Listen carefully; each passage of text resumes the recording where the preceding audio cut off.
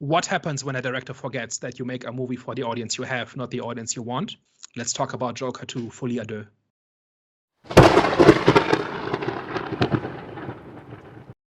Hello everyone, welcome back. We are back. Today, we're going to be discussing Joker 2. Before we get into the main discussion, we're here to give you guys movie recommendations. So guys, best recent thing we've seen. Mine is not a movie, but a TV series. One that you actually recommended, but I forgot you recommended, and then someone else mentioned it to me, and I thought I'd check out, and that's From, the TV series. And as a quick sort of like reminder, it's about this little town where these people have somehow found themselves stuck in this little town where they can't escape.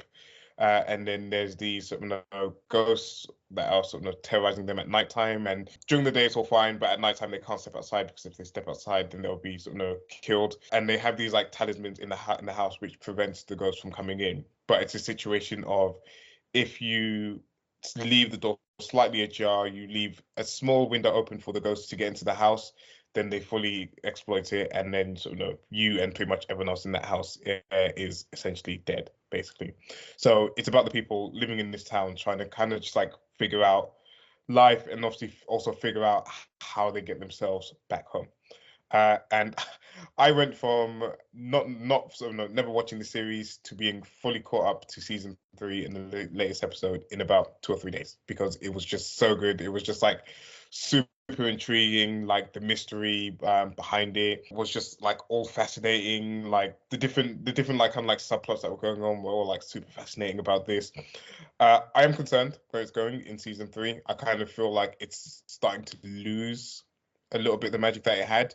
And I feel like it's starting to introduce too many different mysteries that aren't being answered or aren't being solved in the series. So I'm a little bit concerned about season 3, but the first 2 seasons of this was just great. It was just like great TV, one of the best series that I've watched in the past couple of years. So can't fault it, apart from season 3 and the direction it's heading in. I heard that it's a quite slow burn where the mystery never goes anywhere, but that's not the case in the first 2 seasons. There are like elements of the mystery that doesn't go anywhere, but because there's like so much happening and there's a lot that you're still like kind of like uncovering and understanding, you can kind of forgive it in the first 2 seasons, but by the 3rd season where you're getting rinse and repeat of like things not being resolved and they keep introducing new things, you kind of start to get a little bit like tired of it, and you kind of start to question which direction they're kind of going in and question whether they're going to stick the landing when it comes time to eventually ending the show. It's definitely, I was surprised that you liked it because it's definitely a slow burn, and I love season 1 and season 2.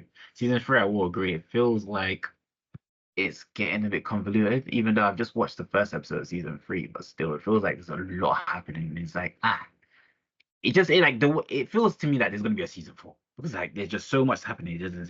It just doesn't feel like they're gonna finish this in pretty much 1 season. You know what I'm saying? So it wouldn't be the first time that a show like this piles on the mysteries and then just ends and never resolves them. I feel like Lost is definitely was definitely one. That's one of them, but there are others, yeah. But yeah, it's definitely a good series, Daniel. You should check it out when you have free time. It's definitely a good series. Like I said, it might frustrate Daniel a little bit, but go ahead. Yeah, I actually might. I just like punchy stories that get to the point. It starts off pretty good though. I'm not gonna lie to you, it starts off pretty good. I don't know how people say it's a slow burn because I was on board from episode 1. Like I was all in on it. I think there's different things that contribute, especially when it comes to the acting, especially like from the mother. She feels it just feels so slow. I'll be honest with you, like the way that she acts feels so slow. I think that's just how it kind of reminds me of Fear the Walking Dead. Like Fear the Walking Dead, for me, I found it boring at first, but then that's because it was just a slow burner, and there's obviously other factors to it besides the acting. But I think a component of why From is a slow burner is because it's very dialogue-y. So best recent thing I've seen is BBC One series called Kin. Pretty much simple. It's about a Dublin crime family going through gangland wars. It's a fun one. I think what makes it fun is it's obviously how impossible the wars that they get into feel, especially the war that and also like the war that's brewing within their own family as well.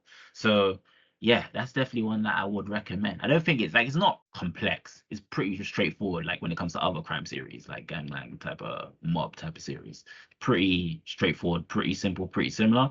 But I just think just the impossible challenges and like just the internal beef is what makes it pretty exciting. So I would recommend it's 2 seasons. So the best thing I watched last week, for one, I'm still working my way through The Penguin, and so far it's just been getting better and better. That's not my pick this week. My pick is Weird, the Al Yankovic story. Okay, which of you know Weird Al Yankovic? I've heard of it. It's got Harry Potter, Daniel Radcliffe as the actor in it. Yeah, I've heard of it. I've not watched it. But you don't know Weird Al? No. Weird Al is one of the best musical comedians to have ever worked. Like, he's been doing musical parody for 40 years, and this is essentially his life story, but it's also a parody of biopics. So it essentially recounts the way he got into music and into musical parody, but it also kind of lampoons all the different tropes and cliches that you find in biopics. So those two things are kind of happening at the same time, and like it's full of great actors, and it's full of like it's probably one of the funniest things I've seen in a while. Like movies that actually make me laugh out loud are pretty rare in recent years, and this one did that very quickly. It takes its silliness completely seriously, which is what you're supposed to do, and it's very smart and very funny, and it just gets better if you know Weird Al's history and life story. But I think even if you don't, you can still enjoy it as a really good satire of biopics. How did it get you to first play? Because I know you don't like biopics. So did you know that going into sort of watching the movie? I like Weird Al. That's why. Okay, So fair. I've been listening to that guy's music since the 2000s, and when I heard that it wasn't just a biopic but actually a satire as well, that's where I really got interested. I think if you just did a straight biopic of his life, I wouldn't have watched it. But just the amount of talent that's involved in this and the reputation it has for how funny it is, that's what got me to check it out. And like in the first half hour or so, I was mildly interested, and then suddenly I realized I was on a roller coaster and forgot to put my seatbelt on. And it's just wonderful, like one of the best comedies in years. Oh boy, here we go. The main event. Daniel, can you please let the people know what the hell we're going to be discussing? So Joker Folie A Deux is the sequel to 2019's Joker, which picks up after the events of that movie where Arthur Fleck, also known as the Joker, finds himself in prison for the events of the first movie, and he finds himself on trial. And the movie essentially deals with the ramifications of his actions and how his trial unfolds, and the cult of personality that's grown around him that is supporting him from the outside, essentially. And that is essentially the gist of the plot. So what did we think of Joker Folie A Deux? Okay, you know what? I'm going to start off with an interesting approach. These two can vouch for me that I actually had a mental breakdown after I came out of the cinema. So just because I'm going to start off with this different approach, which is going to be a positive approach, this film had shades of greatness. What I mean by that is it had moments where it could have been a great movie. It had moments where it was what made the first movie so great would have made this great if they followed it. Even though they abandoned what works for the first movie and the second movie, like I said, shade like moments which were like really good. For example, the scene between like the interaction between what's his name, Arthur and Jackie Sullivan, one of the prison guards. Their whole interaction for me, I found was like one of the most entertaining and one of the most intense moments in the film. Where I was like, I just want to see more. Also, another moment was Arthur and what's his name, Ruddy? Gary My bad, I Paddles. said Rud. Yeah, my bad. Yeah, but that whole scene when they're in court, that scene there was probably one of the best scenes. But yeah, so like I said, it had shades of greatness. However, for all you people out there that keep on saying Joker 2 isn't about Arthur, it isn't about the Joker, it's about Arthur. You don't understand, this was a masterpiece. No. It's not that we don't understand what the film was about. I understand that this movie was about Arthur. It's just that I didn't like it. I did not. It hurt me, bro. I'll be honest with you guys. This movie literally hurt me. Like, these two can vouch. Like, this movie, because for me, Joker 1's top 5 films of all time. all time, top 5. I don't know what the list, but it's top 5. So to see Joker 2, like I said, just to see Arthur's fantasy world being portrayed in a musical, I honestly want to understand the thought process and the decision behind that choice by the creators behind this movie. So Todd Phillips, my guy, you need to come out of hiding and you need to let us know what one. I'm not even gonna listen. I understand that obviously in terms of like everyone's got different creative vision, it's subjective, everyone approach. I'm not going to completely I'm not going to completely gun down the creators of this movie. I'm just going to gun down the project itself and how it made me feel, even though they are behind the creation of this movie. But how this movie made me feel, bro, I felt hurt, man. I felt betrayed. I don't understand. It felt like a slap in my face, bro. I'll be honest with you. Like, I just don't get why he turned this into a musical. People's argument was, oh, people aren't angry that this is a musical. They're angry that it just pretty much everything that made Joker 1 so great wasn't in Joker 2. Cool. That's them people. I agree with that too. But for me, I am one of those people that didn't like it because it was a musical. I understand that it was a unique portrayal of okay, the first in the Joker 1, the way that his pretty much fantasy was portrayed was through imagination and him making up characters, right? Like him making up fantasies with the people he's surrounded by. Cool. And they did the same thing, but in a different way for a musical. Just for me, it didn't work. It didn't work. Quite frankly, I think it made nail biting moments fall flat and it felt very monotone. Like at the end of each scene, like, I'll probably say 60% of the time is a musical. At the end of each scene, which I said were nail biting moments, they came a musical. And people kept on saying that the musical, it was in relation to what was going on. I hear it, but it felt redundant. Like you didn't need to convey how they were feeling in that scene with a musical. Like you could have did it sometimes. I wouldn't have been mad if it was like 3 big musicals in 3 big parts in Act 1, Act 2, and Act 3. I wouldn't be mad at that. But every scene was a flipping musical, bro. And I was just so annoyed. I was literally in the cinema and I even heard people like, oh, even from the trailer, it doesn't seem like it's a musical. Honestly. So if it was a musical, sell to us that it's a musical.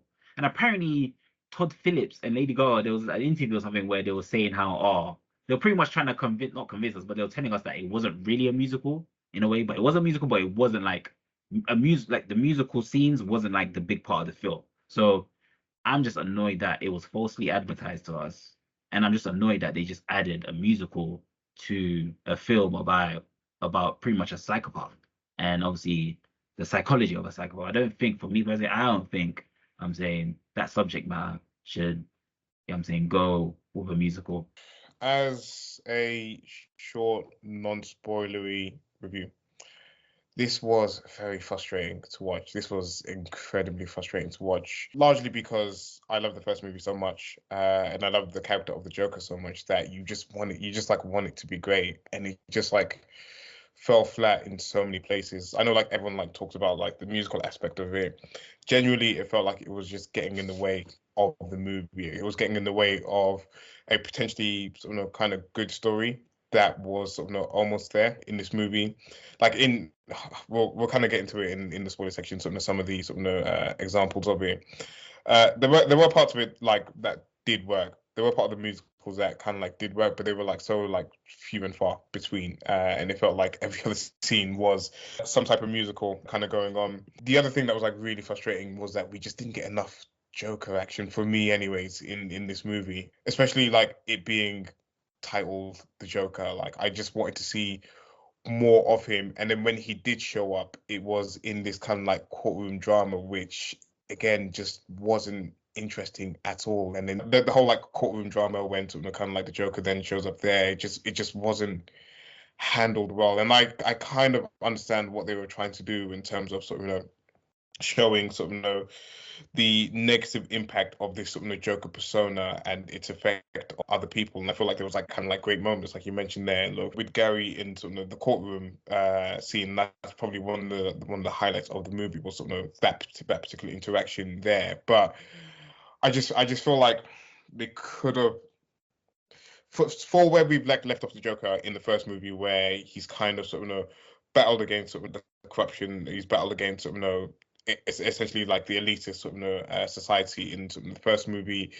He's kind of like built up this like huge following in this and the other, and then where we kind of like pick up with him in this movie, it just I don't know. It was just like frustrating, and again, I understand what they were trying to do, but it's just like it's not what we wanted to see. It's not what we were kind of going into this movie kind of expecting to see, essentially. So yeah, more of my thoughts are going to come in the spoiler section. I think Joaquin Phoenix as a joke, as like Arthur Fleck and sort of the Joker is always sort of a quality. He's like, really good actor. He sort of did the best with what he sort of was given to work with in this particular movie. But yeah, this was just not. But It wasn't it for me. I'll say I'll leave it at that for now until we get to so the more meat of things. just to quickly interject, sorry, Daniel, just quickly. I agree. I think also like also the point I made about Shades of Greatness, I think individual performances was like you can't argue that it wasn't bad because individual performances was definitely a highlight of the film. So when it comes to the performance, it's great. I don't agree with some people saying that Lady Gaga's performance was terrible. I don't agree with that at all. I just think the material that she was given, like what else could she do? I think she performed the arse off. I think she did great. It's just that she was put in a bad movie, and that's pretty much the kind of rep that she gets. Like she gets is like, damn, she's a good actor, but she's just put in bad movies. I haven't seen other Lady Gaga movies, but in this one, I think she performed quite well. Joaquin Phoenix, yeah, I think of course, he does what he does. He's amazing, anyways. So I think he did his job. It's just they were just given bad material, man. I'm sorry to interject, Daniel. Your time. So, unlike the two of you, I have not seen Joker 1. I stayed away from it 5 years ago because I was so turned off by the discourse surrounding it, how it had kind of turned into this proxy war in culture war nonsense. And I've stayed away from it since then. So I've still not seen it. I didn't watch it in preparation for this. So I kind of went into this as kind of an impartial observer a little bit. So I was not part of the target audience, and I was also not part of the people who were on the other side of that. So from that very Swiss approach, what I basically observed was that people are very wrong about what this kind of movie is. People are calling it a musical, and it's not really one in the way you think. What happens is that that whenever the Joker has a traumatic episode, he kind of retreats into a fantasy world, and that is represented by singing. And that is very clearly what it is. And it is not what you think of when you hear it's a musical, right? And I think a lot of people have not calibrated their expectations accordingly because they either were shocked that it was a musical or did not like that it was a musical, but actually it's not really that. Second of all, it's not phoned in. It's not trash. It's not an incoherent movie. This is a very good movie. One of the better ones I've seen this year from a technical standpoint. The directions, the cinematography, the acting, the writing, there's foreshadowing and symbolism, and everything about it is very deliberate. So this is not a cash in. This is not a phoned in. This is very much a passion project for the people involved in this, specifically Todd Phillips and Joaquin Phoenix, and we should judge it according to that. So this is not just a trash movie. That's exactly what the people involved wanted to make, and you can have whatever reaction you want to that, but it is not a trash movie. And third of all, this movie is very much an apology. And it is an apology for the kinds of success that the first movie had to the people who don't like the sorts of people who like the first movie. That's what this is. The entire movie, without going into the plot of it, I think the plot is actually irrelevant and there's not a lot of it. And there's one of the criticisms that exists of this movie that is that the plot is kind of thin and weak. And you need to realize that this entire thing is a humiliation ritual. It is humiliating Arthur Fleck because he stands for the audience, and the writer and the people involved in this are trying to apologize to their peers for having made a movie that was too successful with the wrong people. This is why this is happening. And the entire movie is an attempt to burn this to the ground so that stops. And I don't know how they've been viewed by their peers since then, but I imagine the point of this is to get them kind of in good standing with the people they want to be in good standing with, and they're embarrassed for the success they had and the audience they have, and so they're burning that to the ground, and this is what this movie is. Let's discuss. I hear what you're saying, Daniel, but I would have to disagree, man. This for me, this was a bad movie, man. I wouldn't say it was, I even called it trash. I'm not even gonna go back to what I said. This movie was bad, man.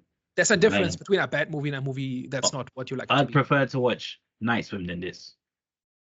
Personally, for me, I'd prefer to watch Night Swim to this. And I get it. Like, I understand. Don't get it twisted. Like, for me, I felt like, even though there was a story, I felt like there wasn't a story. Like, for me, it was just like, okay, it's Arthur's trial. And yeah, I do agree. Like, that was the argument as well that was going on social media in terms of, like, trying to rectify a mistake, right? In terms of like what Joker won and who it appealed to, they were trying to rectify a mistake with this one. Cool, fine, but I still think you didn't need to repackage that into a musical. Like, keep the same packaging. Like, I understand that so I get that his trauma and obviously the triggers of his trauma was being conveyed as a musical. I understand that, but that obviously that wasn't done in the first movie, right? And in the first movie, the way that his trauma and obviously when he entered the fantasy land, the way that was conveyed was pretty much through imagination, right? And making scenarios up in his head. That worked. So I understand that he wants to try something new and that's his creative vision, cool, but his creative vision didn't work. Do you know what I'm saying? And a lot of people, I feel like his audience for this movie, a lot of them, you could argue, don't like musicals. So why would you create, like, why would you, I get that's your creative vision, but why would you go that That route? question answers itself. It's because the people who will show up for this movie will not like it. That's why. So pretty much he wanted to sabotage himself. Yes. That's the whole thing. Remind me of this like big controversy from the first movie, because I remember it happening, but I remember just like not paying attention. It appeals to right-wing incels. That's why. But like when the movie makes $1 billion and has an overall positive sort of audience score, I feel like the audience there is diverse enough for it to not all be right-wing incels, because I don't. That was very clearly the discourse surrounding it, right? That's what people were afraid of riots in the theater because the basement dwellers would come to see this movie. None of that happened. Like that's what was happening. Was it? Did any of that? Let me rephrase. None of that happened, but that is what people were talking about. Yeah. But none of that happened, and I feel like I feel like it was just like with like a lot of like the stuff in the debates that happen online. Like the reason I ignore it is because it's just people that are just like spewing crap about what's popular at the time, and no one really cares, and no one really truly believes some of the stuff that they're saying online, which is why I kind of like ignore it completely, and that's why it like really frustrates me that this movie is trying to undo what the first movie did, because once the movie kind of came and went, the conversation around it completely died down. The people that loved the movie, like myself, loved it because it was a great story. It was a great sort of kind of like tragic telling of sort of Arthur Fleck, and sort of how someone like him could essentially become the Joker and sort of become sort of this figure essentially. And we loved it because of that, not because of like sort of what potential like kind of like riots or like sort of conversations it could have like stirred online. So that's where a lot of the frustrations come from. And then saying that and kind of going into this sort of movie with sort of part of like some of the knowledge of sort of impacting the story and impacting sort of the story that they wanted to tell in this. Again, I don't feel like it was sort of done completely well, because this is meant to like what they could have painted it as was like the rise and fall of sort of the Joker, and it is kind of that, but in the sense of sort of he's kind of like garnered this like sort of mass following, and I don't feel like the sort of the crowd sort of that were outside the courtroom and some of the people that were in the courtroom really had much impact as to sort of him as a character, and sort of him wanting to kind of go back to being sort of Arthur Fleck. If anything, Lady Gaga's character, sort of what's her name, Harley Quinn, was more of a representation of that, of like someone that was like a super fan of him and was kind of like was trying to do something like anything to kind of like be around him and try to like manipulate him. And she had more of an effect in terms of like kind of like reigniting his like confidence, sort of from where he was like a bit of a broken man again at the start of the movie, to then inspire him to kind of like see his like potential to feel like the Joker again. But it just feels like that aspect of sort of this online discourse or whatever like that could have been represented a little bit better, with sort of having a little bit more involvement of the wider sort of crazy sort of following that he had sort of outside the courtroom. But yeah, it's just like that whole like conversation around the first movie was stupid at the time. It's stupid that it was sort of kind of like brought into this movie, and then we're then left with a stupid movie as a result of it. Just to kind of like add to my point, essentially in terms of like kind of like showing him sort of it being an example. I understand like the Joker kind of like being a persona for him to sort of kind of like cope with sort of with life and cope with some of the trauma that's going on, but then it should have kind of been shown throughout the movie that he's kind of created this sort of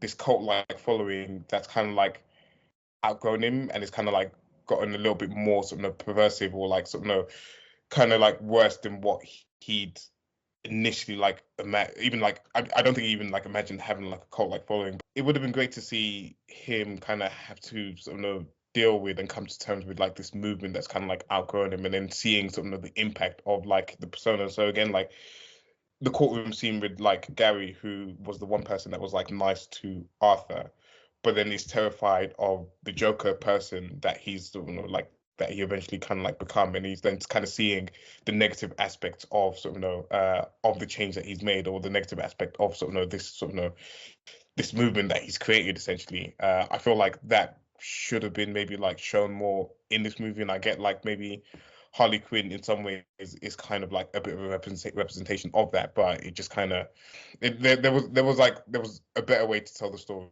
in this for me essentially. I mean that was in the movie, right? Like, so there's crowds outside the courtroom, there's people in like in the galleries, whatever you call that, like in the audience, and they treat it like a spectacle. Lee is very much a representation of a person who got inspired by him and who has very specific idea of who and what he is, and gets upset when he doesn't live up to that. And then there's the guy in the end who is in prison with him.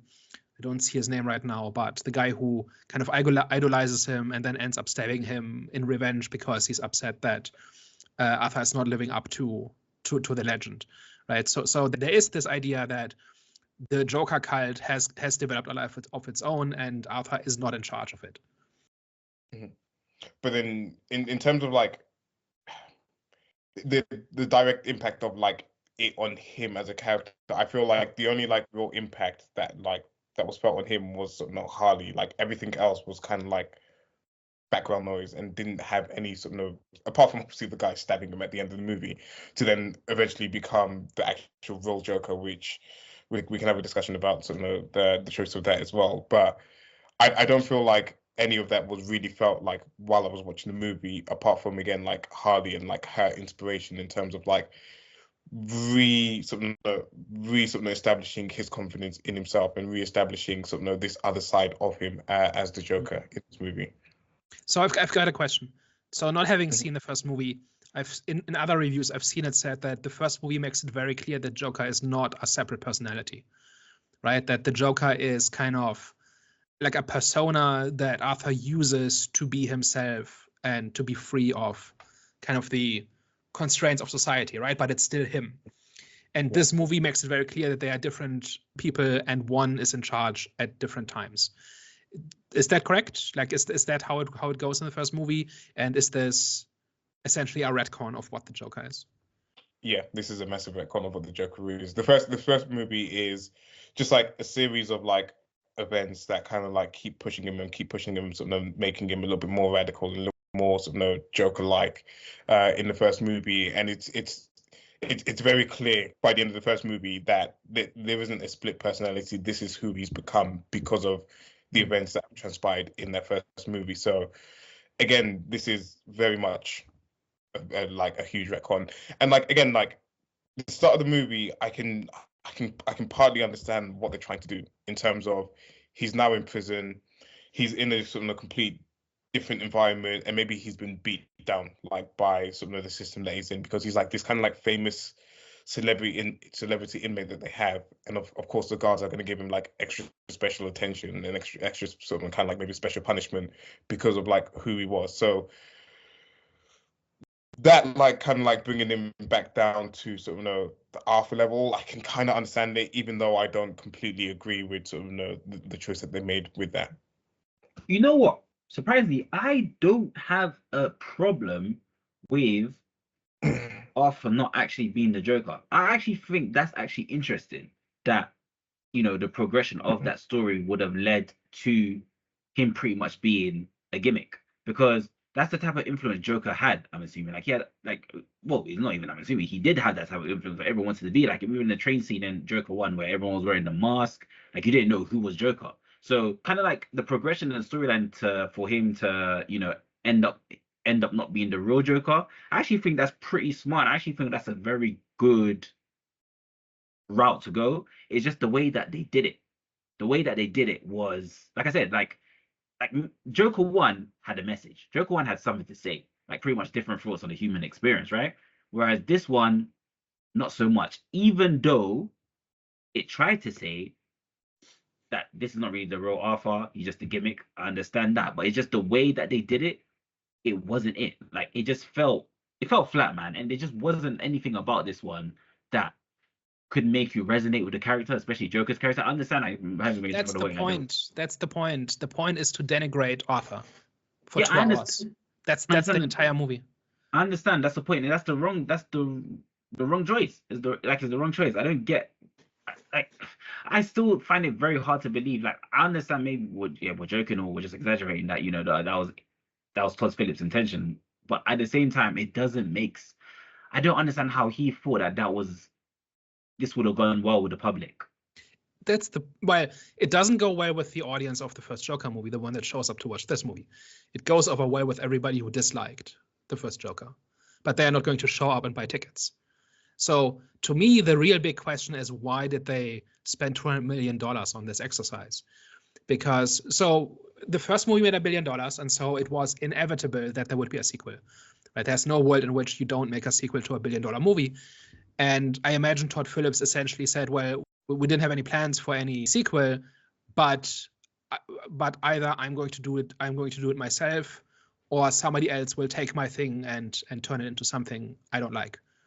And he went with the option where he essentially made a refutation to the first movie. I can follow that thought process just fine. The only real question I have is, why did they spend $200 million on this? Because the break-even point is reported to be around $450 million, and by doing this, they're essentially losing money on purpose, right? There's no way in which this finds an audience that's worth $450 million, because the audience that they have, they don't want, and the audience that they would need for this to be profitable doesn't exist.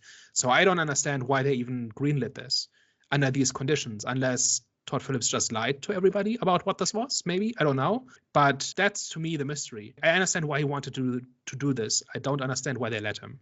It was advertised as it was going to still be like Joker 1. So it was like they were trying to retain the current audience, but at the same time, this movie is really for a new audience, which is foolish.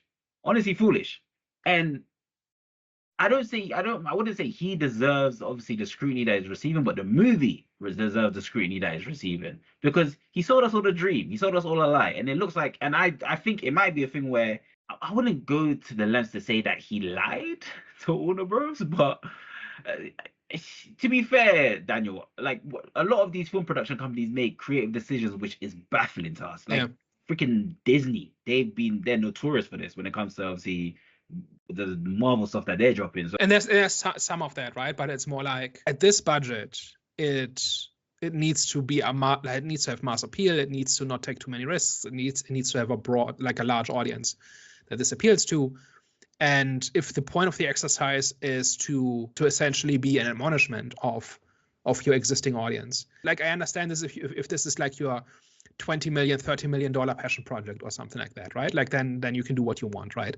Then a studio will just eat the cost and it's fine, but not to the tune of $200 million. Yeah. So what I'm really interested in is how was this sold to the studio, and what was the studio's thought process in being okay with this? Like, why was he not fired and replaced by somebody who makes something more in line with what the audience wanted? That's to me what's interesting. Like, again, for me, I think I mentioned in the initial sort of part of the review was that we didn't get enough Joker in this sort of movie at all. And sort of when he was kind of doing Jokerish stuff was in his fantasy, especially like the courtroom scene when he's like bashing the judge's head with a hammer. That's all in a fantasy. It's not really happening in real life. And it's pretty weird to have the sort of the first movie where you go through the story and he eventually becomes the Joker in the end. And you like to compare it to like other like kind of like comic book type movies. You wouldn't go from like Spider-Man in the first movie where he takes time to become Spider-Man, and then in the second movie he then loses his suits and like loses his power, and then we're kind Spider-Man of 2. Does he lose his power? Spider-Man 2. I was thinking he actually lost. Was it 3? I forget now. It's been a while, but there is one where he loses his powers. Yeah. There is one where he loses power, but essentially what I'm saying is that it's very rare that probably bad example I use, but it's very So rare. taking away the hero's powers is a thing that's done in superhero movies. Yeah. But first of all, this is not a superhero movie. Like even if you like, it's a from clips, it looks like the first one is closer to the source material in the sense of it feels more like Gotham City, and there's a whole bunch of Heath Ledger Joker in his performance that is just absent from this, but this has no trace of anything comic book, superhero, anything related to that. Yeah, DC aren't even, they don't claim it as well. There's a little bit of window dressing, right? It does not matter at all that the prison is Arkham. It does not matter that the prosecuting attorney is Harvey Dent. It's the fact that he's the Joker and Lee is Harley Quinn does not matter. Like that, I would argue they aren't, right, in the first place.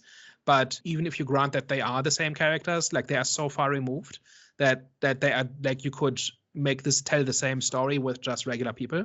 There's nothing about this that requires this to be Gotham City or the Joker or anything else. Daniel, what I find interesting, right? Because you said that the movie itself is not a bad film when it comes to the story. I'll die on that hill. I think it's a very well-made movie. I'm asking story-wise. So I mean, this, like, you have, I think with the story, it's about. You didn't feel like it was jerky, as in, like, I don't think so. I think it was very well crafted. Like the entire thing is essentially reality catching up with Arthur Fleck, right? Like, he's faced with the consequence. He has to look in his victims in the eye. He realizes what a fantasy the Joker was. He basically gets treated like he's put in the ultimate. Like, the first movie was about him breaking through the restraints of society, and being in prison is the ultimate restraint of society, right? So all of the events of the movie, that you might call the plot, is about him being in that situation and getting worse and worse, and him getting beaten down again and again until he finally completely gives up the Joker persona, right? And I think that entire process is really well done. Like, I actually enjoyed, like, scene to scene, I really enjoyed how the movie flowed, how it was acted, how it was written. I think there's a whole bunch of symbolism going on. Like, for example, his makeup. In the last half hour, the state of his makeup is a reflection of his mental state and stuff like that. Like, all of that is very deliberate, and I think like it's well acted. I think this performance, like Joaquin Phoenix's performance, is great, just on a skill level, right? Like, leaving completely aside whether I enjoyed what was happening, but just from a standpoint of, is this a well-made movie? My answer is definitely yes. So you enjoyed the musicals? Again, they are not a music. It's not like you're watching Hamilton. It's not a musical in that sense. There's a bunch of scenes where they're singing, and that's it. Towards like the middle of the movie, it became frequent. Like, where I liked it was like the very first one that they did, where they're talking about like Arthur possibly receiving the death sentence, and he's like kind of like watching it in the screen, but then he's just had this interaction with Harley. So like he's again like gone up in this fantasy world where she's like all that kind of like matters to him in that particular moment, no matter what's kind of like going on with like sort of the whole death sentence or whatever like that. He kind of feels like he's like found someone that essentially loves him, especially with like how that ties into the first movie, where you saw it in the court scene where like his neighbor, like, who they only had that one interaction, but he created this whole like kind of like love story between them in sort of the first movie, which turned out to be like in the sci fantasy. So in that scene it worked. In others, it just kept feeling like they were just like singing for the sake of singing. And again, like where I felt it probably got in the way of the story the most, or got in the way of like the scene the most, was when they were doing the present interview with sort of the TV reporter, and it was like kind of like being broadcasted sort of to the world essentially, and they're having like this discussion, and you can see like Arthur being like more and more sort of agitated, more and more sort of kind of like upset about like the line of questions and like kind of like where the interview's going, this, that, and the other. And then he breaks out into a song, and I'm just like I don't want to watch this. Like, I genuinely don't want to watch this. Like, whether it's a musical, whether it's not, whether it's like whatever, it's been like the story's been interrupted, or like the scene's been interrupted by singing, and it's just like it was just like a very jarring experience. So like I like how it like ties into like his trauma, and that also kind of like ties into the first movie as well. So like, Jonathan, if you remember when he kills the three guys in the subway, and he kind of like runs into like this like bathroom. And then he's in there, and he just kind of like does this like dance. He does like this like interpretive dance like to himself. And again, that's like a response to trauma. And the reason it works in that movie is because you're just like, you feel bad for the guy. You feel sympathy for him, and it's not something that's like constantly kind of like interrupting the story. Whereas like it felt like in this like, and it's really funny. Like one of the like last scenes between like the Joker and Harley Quinn is she's starting to sing and he's telling her like stop singing, and like I genuinely felt like that in the movie. I was like, please stop flipping singing in this movie, man. Just that's what I'm saying, because now, Daniel, I understand why you like the film, is because you could tolerate, like, you didn't see the musicals as interruptions, and which, by the way, I'm not here to crucify you for liking the movie, no, Sure. no. But because I was just confused on, like, because it felt like you agreed with us, but at the same time you didn't, because you said it was a good story. So that's not clear. You made it clear anyways. But now I understand, because now I know your reason for it. So I think a lot of people's reasoning is they saw the music, like the music scenes, as interruptions when it came to nail biting moments, and that's how And I viewed it as well. I didn't think that was the case. I thought they always spoke to his state of mind, right? That was always his reaction. So it is true that they don't further the plot, and it is true that not much, like the plot pauses for the music, right? And if somebody, like, I'm not a musical guy, I barely listen to music. It's not like the music is an appeal to me. I just recognized how these were not random injections into the plot just to fill time. They were there to kind of speak to. So it's either about why he has a mental break in that situation, and also what fantasy he fills that break with, right? This whole thing about having a game show with Lee, for instance, right? Like, that's a fantasy, and then his worry that he might not be able to trust her manifests as her shooting him in that fantasy, right? So, like, there was always something that didn't further the plot, but that spoke to what was on his mind and where his mind went to deal with whatever was happening in the real world. I don't think it's filler. I don't think it's bad. I think it's a creative choice, and a lot of people don't like it. And understand that, and I'm kind of indifferent to it. I just think it was there deliberately, and it was saying something about the character in that moment. I think it's because of the contrast, because Arthur's dark, right? And the situation that he's in is dark, whereas when the music comes in, it's very light and it's very bright. You know what I'm saying? It's very vibrant. So it's like the two, for me, just didn't mesh well. It didn't. Yeah, well, it's an escape. Like, that's the whole thing, right? He gets told, like, one of the musical sequences happens when he finds out that the state is pursuing the death penalty, right? And he can't handle that because that's the first time it really gets real. Up until this point, he probably thought he'll probably walk away at some point. He'll spend some time in prison, might be a long time, but eventually he'll be free. And this is the first time where he is really confronted with the idea that may not be true. And so that is where he starts singing, because, and it's not just that he starts singing, right? It's also that it deflects from what's going on, right? He doesn't have to deal with it right now. And also in his fantasy, he is popular and liked by being an entertainer, right? I understand that doesn't gel with the first movie where he was a comedian primarily, and here he's a performer, but he's still performing, and in his fantasy, he's still liked as a performer. And so whenever he feels alone or he feels threatened, he retreats into a fantasy in which he is liked and celebrated. And I understand, and I agree, but his conveyal in Escape was way better in Joker 1 than Joker 2, because in Joker 1, it was more creating a scenario. And even though that scenario was a better scenario, as in, like, it was, you know, it was kind of like, you could say it was light in a way, as in, like, you know, just pretty much it was a better situation that he's currently in. It was still kind of dark, because it was still, you could still feel sad for him, because, like, damn, like, this guy's creating a whole scenario where the context makes it sinister. Do you get what I'm saying? So it's still actually singing itself, and the performance is light, but that contrast is there on purpose as well, right?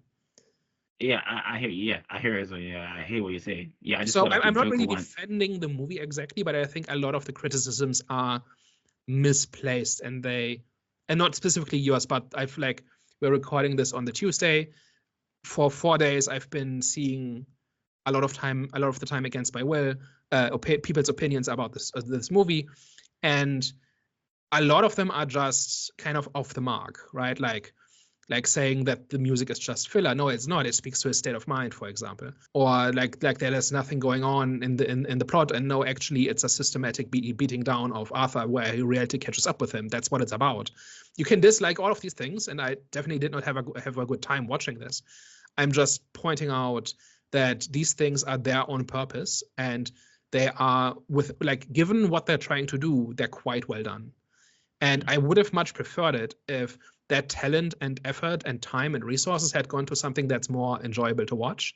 But that is not what anybody involved wanted to make, and we kind of have to deal with that, regardless of what we thought of the first movie. So this is why I'm a bit confused as well. So you didn't have a good time watching it. What about it didn't you enjoy? Because you said what you did Because it's enjoy so in terms cynical and mean-spirited. Like, he's burning his character in effigy because he doesn't like what it's become. That's what's happening. Like, we don't even have to talk about the last 15 minutes, which... Oh, the last 15 minutes. Guys, sorry to interject. The bombing scene honestly didn't make sense to you. But sorry, carry on, Daniel. I'm not talking about that. Oh, I'm okay. talking about what happens that's for me, after the trial. Okay. Yeah. Do you want to And go into it? that's one of the grimmest things I've seen in a movie in a long time, especially like a mainstream one. Like, it's like he comes. I don't remember exactly. Like, I remember exactly what I think he trash talks his guards in an interview, maybe, or in his final statement. I think it's in his final statement. Yeah. And then he comes back to the guards, essentially dragging him off to a remote part where they brutally assault him, throw him in an isolation cell, and the one person who comes to his defense is beaten to death within earshot. And Arthur just has to lie there and deal with it. And there's nowhere for him to go, and there's nothing for him to do. And that's how. And that's not even the end. The end is where he gets set up to be lured away from other people, from watching eyes, and then a guy just shanks him and just lets him bleed out on the ground. Like, that's how this movie ends, and that's the culmination of the humiliation. Do you think that was a and I'm pulling my punches for YouTube's sake. Like this is like this doesn't even fully represent just how mean-spirited this thing is. You think that just every part of this movie, it just keeps beating him down, and by association, it beats down the people who like the character. Yeah, that's what I was gonna say. So that was pretty much their way. It was a slap in the face to the right wing incels, pretty much. Basically. I assume there was no inkling that there was gonna be scenes like the ending, because that's why I thought it was a bit random. The way it was like, okay, so everything seemed a bit like real in terms of like just realism, right? For me, that's why I felt a bit inconsistent. Cause I was like, there's lots of inconsistencies in this movie. Shall we talk about how the movie's message is basically, if you step out of line, we're gonna beat you down until you know your place, but we're not actually going to give you a better way, right? At no point in this movie. So the entire thing about the movie is, in the first movie, Arthur and his followers essentially kind of erupted in this riot, right? Where they essentially set fire to the city, right? Like, correct me if I'm wrong, but that's how it basically comes across as, right? And the entire thing is about society has been beating us down, and so we no longer feel any need to abide by its rules, because then they're only there to keep us down, right? That's kind of one of the things that's in the first movie, right? And the second movie is essentially about the consequences of that catching up with Arthur, right? He's in prison, he's at the mercy of the guards, he's in the justice system, and he has to kind of prostrate himself before the system for mercy, right? He has to argue that he was insane, that he is better now, and all of these things, right? And the guards humiliate and brutalize and abuse him on a daily basis. And so he and his followers are essentially being punished for having stepped out of line, right? But at no point does anybody show how they should have acted, right? Their punishment is not that they chose the wrong path, it's that they resisted in the first place. So at the same time, this movie is tearing down and denigrating Arthur, right? And everything he stands for. But at the same time, it doesn't show what he should have done, like where his mistake was. It does not argue that, oh, actually, Arthur should have done this and this and this, and then he would have had a better life, and it's his fault for choosing violence instead. The movie does not make a case for what a better way is.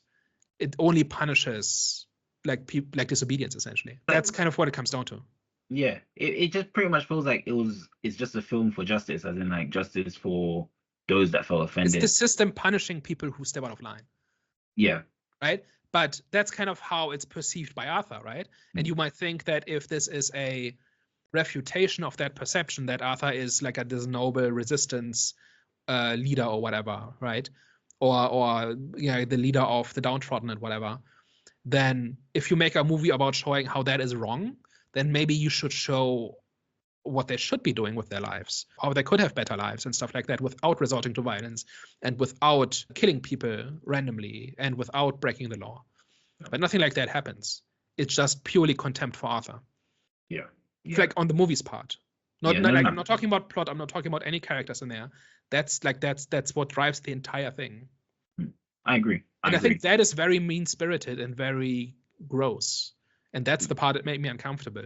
Like, I'm kind of okay with a movie that says this is a bit like Aragorn's tax policy, right, from Game of Thrones.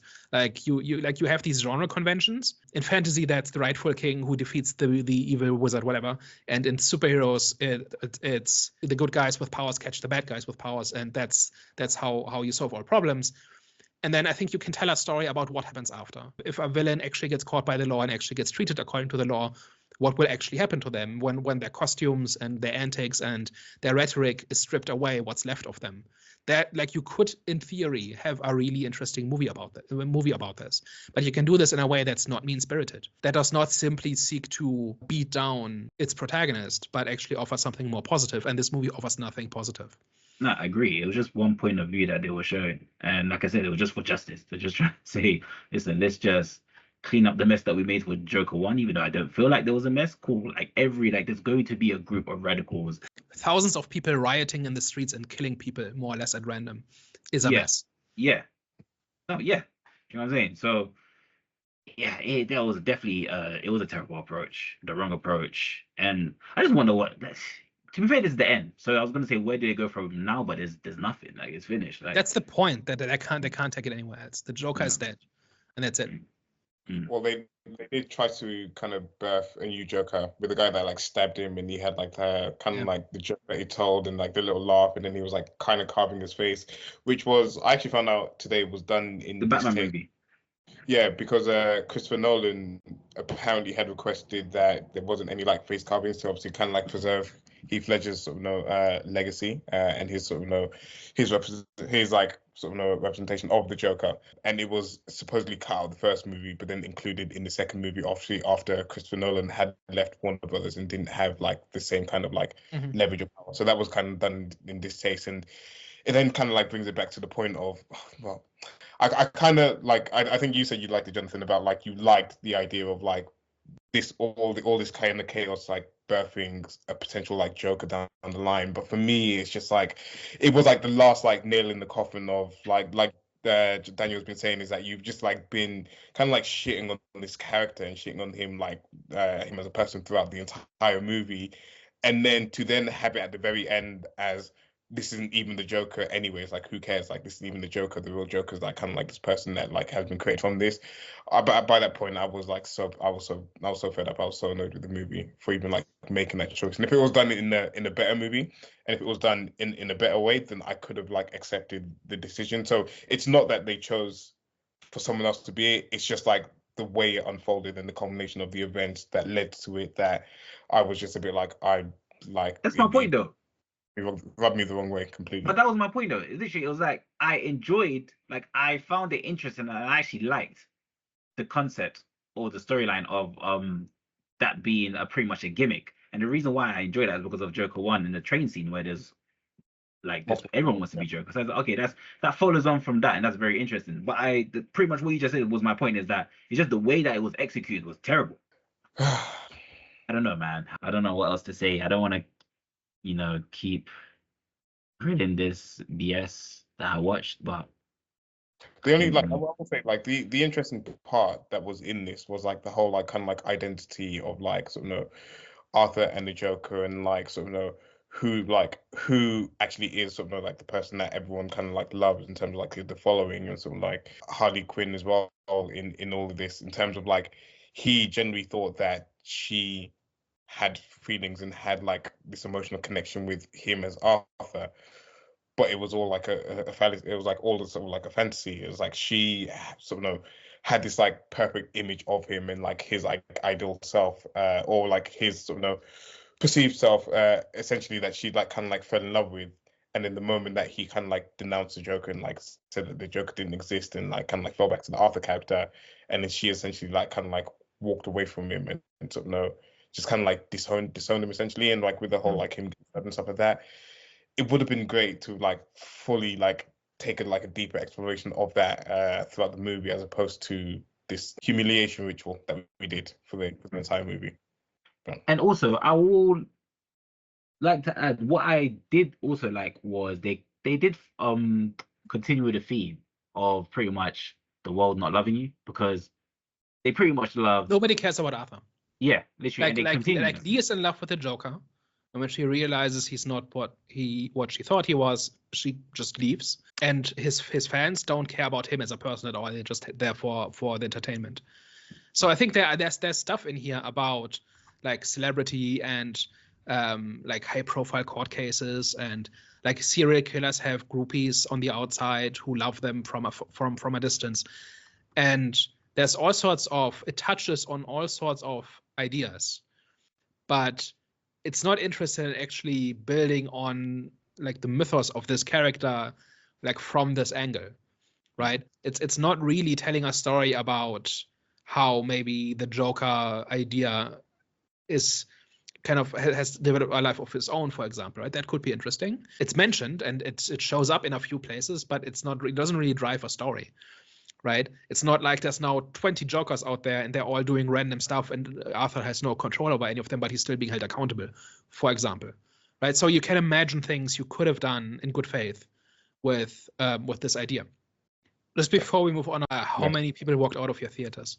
I had a couple walk out. So two people. I was going to say a couple. Two people walked out about halfway through, and then about 15 minutes before the end of the movie, one extra person walked out of the movie theater. To be fair with me, it was none, but because I watched it on Friday, so I think people are more inclined to walk out on I think early on a Sunday. So I think people are more inclined to walk out on Sunday because obviously they're seeing the reaction from social media, so that could have influenced also, to their decision too. So for me, I don't think there was any, but there was like a few people that were going out and then they came back after quite a long time. Not a long time, but it was quite a while after they came back. So I don't know, maybe they could have gone to the toilet, but I think it's because there was a time where I even went out as well. I didn't want to go back in. So yeah, no one left my one. But that was on the day it actually came out, day of its release.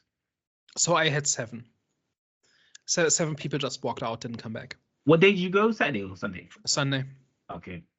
Which, like, I actually thought it was the opposite of what you just said. I thought if you're seeing this on day one and you don't know what's coming, then you may be more shocked by what it is, right? But by Sunday, surely people have heard at least some things. But even then, towards the end of the weekend, people, like, I still had people walk out. Like, I don't know if they didn't think it would be that bad, or if they thought if they just hadn't heard, whatever. But yeah, 7 people, which is a little over. It was maybe 50 people to start with, and so 7 out of those left. Do you know what I think that is that on the Friday, people are like having their first experience of the movie, and because of the first movie and because like people loved it so much, is that even if it's going in a direction that they're not completely happy with, they're kind of like waiting to see if it's like tied up in a way that kind of like makes sense and works. Yeah. But by Sunday, when you're hearing how bad it is and everyone's saying how bad it is, and then you're in there and you're experiencing how bad it is, you're probably not expecting it to recover towards the end of the movie. So you're just be like, okay, let me just like take my time back. Essentially, it's how. Yeah. Obviously, I'm not in the people's heads. I don't know what they were thinking, but that's probably why you had more walkouts on the Sunday on your side than Jonathan on the Friday. It's possible. It's also just one showing, right? So, but I've heard a lot about walkouts, and like that just goes towards like the people who actually showed up for this movie are not buying what this movie is selling. And even after the showing, I made a point to walk out slowly and kind of listen to people's conversations, and they just didn't get it. They thought this was a normal movie. And even after over 2 hours of this, they did not really understand what it was that they were seeing. They kept waiting for the movie to become like a movie, as opposed to like a statement by the director. And I don't know how you can be that dense, but okay. Like honestly, it's not subtle, right? It's not like you don't need You don't need to dig through 5 layers of symbolism to get to the message, right? It's very in your face. But like the vast, like every conversation I heard was very much like disbelief, or like what did we just see, like, and why didn't they just make a normal movie? So yeah, I think this movie is not finding an audience, shall we say?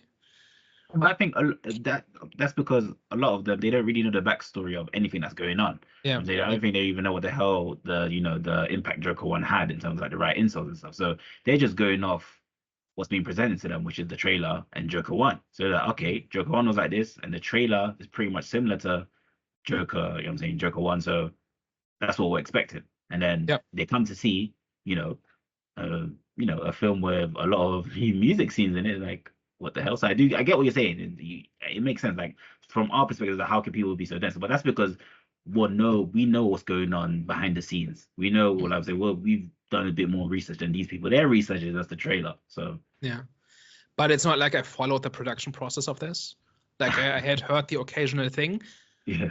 Right. No. No. I mean, I'm not attacking anybody specifically. It's more like this, like, if this was supposed to send a message to this movie's audience, that message was not received, as far as I can tell.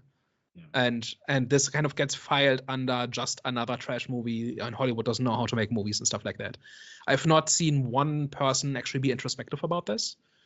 And I'm not saying it should be, but I'm just saying if the goal of this movie is kind of a wake-up call for people who took the wrong message from Joker 1, message failed, like task failed, right? Like not a single person is doing that. All it's doing is creating a bunch of ill will. Yeah, 100%. But like it's even fueling it even more, and like the whole on social media trend is they don't want you to feel pain or whatever, which I agree to an extent, but I don't agree with how they are presenting their arguments.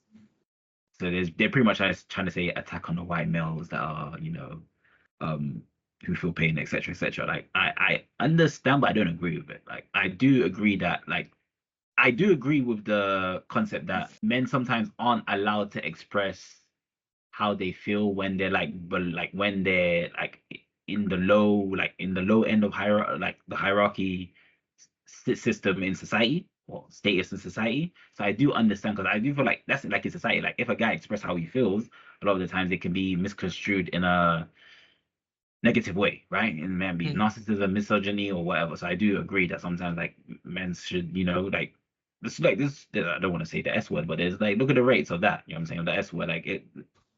You know what I'm saying? Like there's a huge problem. And I think that's a contribution because of like a lot of the times men can't express the way that they feel for many other reasons. So I do agree with to an extent, but I don't, like I said, I don't agree with those right wingers and the way that they're trying to just their views on, Joker 2. I don't agree with.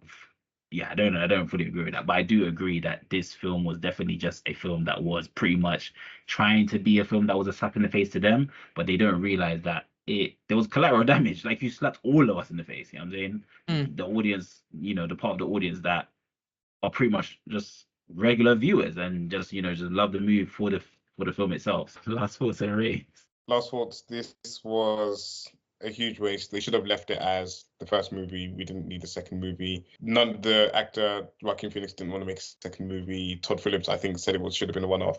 It's unfortunate that the first one made $1 billion, because then we ended up having sort of this as the sequel. It just kind of betrayed everyone that loved the first movie, and then just didn't give me enough of like what I wanted, and that was a Joker movie about the Joker.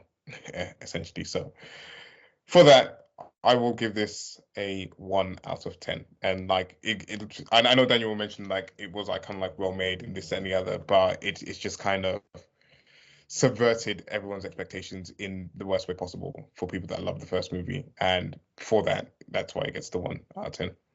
Well, like I said, I think this film it had shades of greatness. And those shades of greatness, they should have made the film like that. I think they should have listen, the film was already packaged great. They tried to repackage it into what they tried to do, I felt insulted, because I think what they tried to do is the functional equivalent of this movie was like, a painting where, those painters that create painting, those BS paintings where they'll just pretty much splash paint right, on paper, and then they'll make it seem like this is a painting that was created by the gods, is above human understanding. I feel like this is what they tried to do with this movie, and it didn't work. It was a film which they pretty much was like a justice film for people who felt attacked by the right wingers, which flopped as well because not only did you slap them, but you slapped us, like I said before. So it had collateral damage, and the collateral damage was big. It was big. It outweighs the right wingers in their opinions, in my opinion. And they do Sorry, watch some more in the weekend. everyone keeps on saying that. Everyone keeps on saying. I don't think, you know what? I don't think it's worse than Madam Web, but I would rather rewatch Morbius than this one, than Joker 2, in my opinion. So it's not worse than Madam Web, but I don't think it's better than Morbius. This crazy Joker 2 actually received in terms of a box office opening weekend is less than Madam Web and Morbius. So I don't know. They need to make they need to make 450 to break evens, and I think they're 121 now or something like that. So yeah, this The conversation online is the conversation online is so bad that like I'm seeing people like just like question, is it worth going? Like I've seen some multiple tweets of people like, is it even like worth going to the cinema to watch this movie?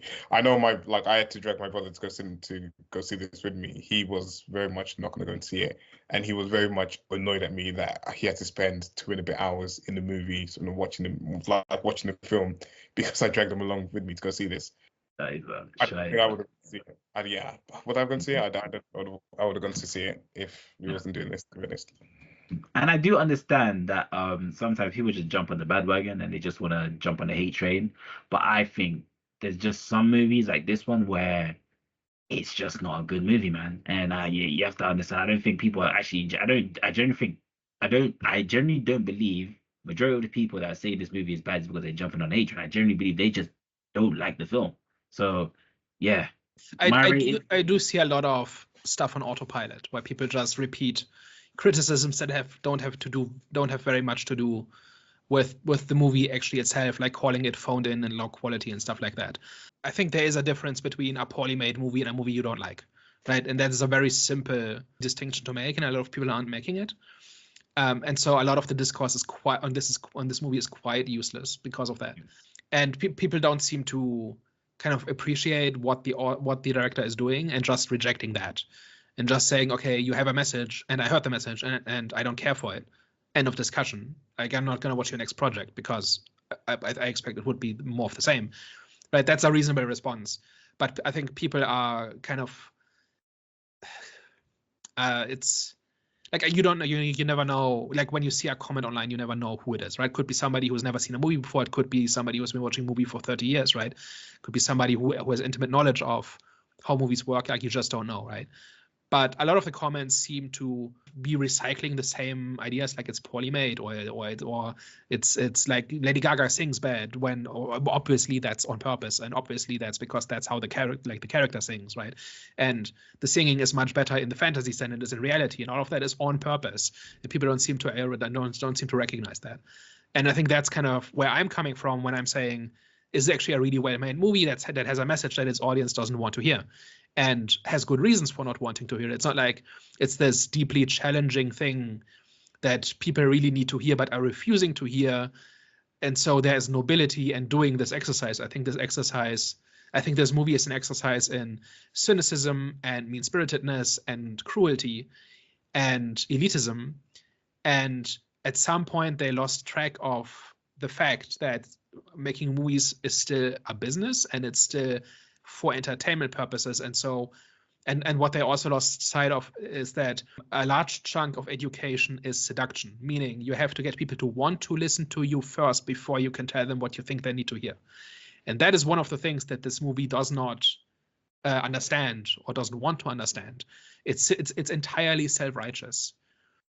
And for that reason, I give it a watch it in IMAX out of 5. Cool. All right. Well, yeah, I'm gonna give it a 3.5 out of 10. Stay at home. Don't go see this. Don't listen to this. Yeah. No. Honestly, I think there's nothing to see here. Yeah. I think this is purely an exercise in narcissism on the part of the person who made it. There's no story here. There's no character here. There's nothing interesting here. That's the first time I will agree. I don't think I've ever said that before on this channel, but I agree. I would not recommend you guys to go watch this film. I'm sorry, I wouldn't recommend it. I just say wait until it comes on digital, and I'm saying, yeah, this film hurt me, man. Honestly, I think, and that's what it was as well. That's what I think it was. I think, like you said, that it wasn't a poorly made movie. I think people weren't angry that it was a poorly made movie because it was. Joaquin Phoenix's performance is incredible. Yeah, it was like that's like if you just think about what goes into that performance. Yeah, like it's very physical. It's very layered. It's very very emotional. It's all of that. It's just not. It doesn't have an audience. Is the point? Yeah, and this was a film of like. No, I wouldn't say. I'm sorry. I wouldn't say it doesn't have an audience. It doesn't have an audience when you add the label of the Joker to it, essentially, because we're not there to see the Joker be in that particular situation. We want to see the Joker not do the typical Joker things, because this is not like this is kind of like Elseworlds. There's no Batman. There's no whatever. Even though they tried to like slap Harvey Dent in this movie, essentially, but there is still. And they did give him like the burns on one side, which is completely pointless because there's nothing about him that's actually Harvey Dent other than the name, and the fact that he gets burnt on one side of his face, and that's it. It's just more. That's just kind of like there for window dressing, more like Easter egg kind of thing. But it's also the only one, I think. So it's especially pointless. But when I mean it doesn't have an audience, I mean that the people who want to see Joker 2 don't want to see this, and people who want to see this are not going to show up. Right? That's what it comes down to. Yeah. And I just think the reason why the reaction is the way that it is mainly because people are actually genuinely hurt. So it's not that, like you said, it's not that it's a poorly made film, because I don't believe it's a poorly made film. I just think, like you said, this wasn't the film that they wanted to see. And when they did end up seeing this film, they were hurt by it more so than anything. So, all right, guys, thank you very much for watching today's discussion. Let us know your thoughts down below. Is this the worst movie of the year for you? Or did you see some bright spots in this? Did you enjoy this? If you did, let us know why. And of course, don't forget to like, share, and subscribe. All right, guys, thank you very much for tuning into today's discussion, and we will catch you next week. Au revoir. Ciao. Bye-bye.